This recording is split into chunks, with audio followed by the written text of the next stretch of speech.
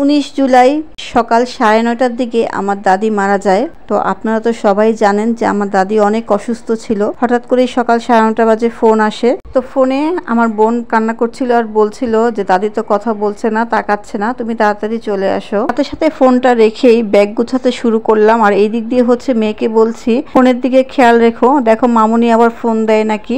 আর আমার হাজব্যান্ডকে বলছিলাম পরিচিত সিএনজি ওয়ালাকে ফোন দিতে যে আজকে সে গাড়ি নিয়ে বের হবে নাকি।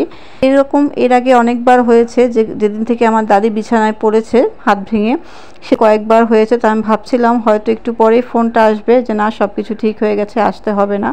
কারণ যে অবস্থা ছিল গত 19 জুলাই শুক্রবারে, ওই পরিস্থিতিতে আসলে ঘর থেকে বের হওয়া মানে হচ্ছে ঠিকমতো সুস্থভাবে বাচ্চাদের নিয়ে বাসায় পৌঁছাতে পারবো কিনা সেই টেনশনটা সবার আগে ছিল। ওদের বাবা তো বলছিল আমরা দুজন হলে কোনো অসুবিধা ছিল না, এই দুইটা বাচ্চা নিয়ে কিভাবে যাব, তার মধ্যে হচ্ছে যাতায়াত ব্যবস্থার কোনো নিশ্চয়তাই ছিল না। আমরা কিন্তু অনেক কঠিন পরিস্থিতির মধ্য দিয়ে তারপর হচ্ছে বাসায় পৌঁছেছি, রিক্সা হেঁটে এভাবেই হচ্ছে গিয়েছি। ঢাকা থেকে নারায়ণগঞ্জে রিক্সায় যাওয়াটা কিন্তু অনেকটা কঠিন একটা ব্যাপার, কারণ রিক্সা কিন্তু সরাসরি যায় না। বড় মেয়েটাকে রাস্তায় বারবার বোঝাচ্ছিলাম যে এরকম পরিস্থিতি হোক না কেন তুমি কিন্তু হাত ছেড়ে দৌড় দিবে না, একদম আম্মুর হাত ছাড়বে না। আর ছোট মেয়েটাকে তো ওর বাবার কোলে দিয়েছি। তো এভাবেই হচ্ছে যখন হাঁটছিলাম রাস্তায়, যদিও অনেক ভিড় ছিল বা স্বাভাবিক, তখন পরিস্থিতিটা এমন ছিল। তো আমি বলছিলাম যে এভাবেই হোক না কেন যদি কেউ তেড়ে আসে কখনো দৌড় দিতে যাবা না, দৌড় দিলে কিন্তু অনেক বিপদে হবে। একসাথে হাঁটবো। হাঁটতে হাঁটতেই তাই হোক তারপর একটা রিক্সাওয়ালা মামাকে পেলাম, সে রাজি হয়েছে আমাদেরকে কিছুদূর নিয়ে যাওয়ার জন্য। সে বলেছে আমি যত দূর পারবো নিয়ে যাব, বাকিটা কিন্তু আপনাদের ব্যবস্থা করে আবার যেতে হবে। তো এইভাবে করে অবশেষে বাসায় পৌঁছেছি।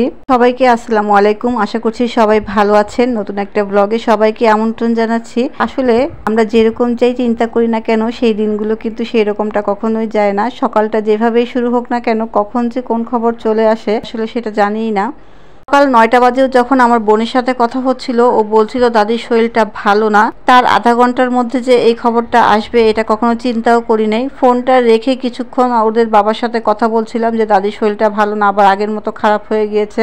কথাটা বলতে বলতেই হচ্ছে আমার বোনের ফোনটা চলে আসে। তো আসলে তখন চিন্তাও করিনি এইরকম পরিস্থিতির মধ্য দিয়ে বাসা থেকে বের হতে হবে, এরকম একটা খবর আসবে। কিন্তু এর আগে একটা ব্লগে বলেছিলাম যে আমরা সবই জানি সবই বুঝি, তারপর আমরা মানতে চাই না। শরীরটা হঠাৎ করে 2 দিন ধরে খারাপ হয়ে গিয়েছে। তো এরকম তো হয়, আমরা জানি এরকম হয়, আবার ঠিক হয়ে যায়। তো হঠাৎ করেই যেরকম শুক্রবারে সে চলে যাবে আসলে সেটা আমরা বুঝতেও পারি নাই।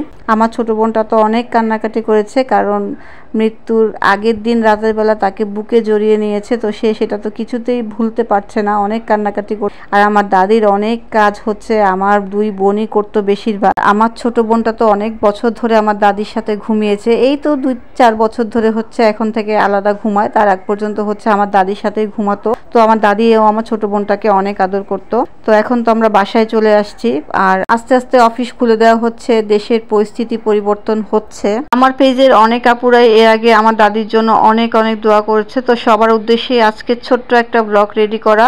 4 দিনের মিলাদ শেষে আমরাও বাসায় চলে আসি। প্রচন্ড গরমে আমার ছোট মেয়েটার মুখ ভর্তি ঠোসা পড়ে গিয়েছে, চুলের ভিতরে, নাকে, গালে, কপালে ছোট ছোট ঘামাচি দিয়ে একদম ভরে গিয়েছে আমার মেয়েটার। যারা এতক্ষণ পর্যন্ত ধৈর্য নিয়ে আমার কথাগুলো শুনেছেন তাদেরকে অনেক অনেক ধন্যবাদ। সবাই আমার দাদির জন্য অনেক দোয়া করবেন, তার সব ধরনের গুনাহ মাফ করে দিয়ে তাকে আল্লাহ পাক জান্নাতুল ফেরদৌস দান করুক। আজকে এই পর্যন্তই, আল্লাহ হাফেজ।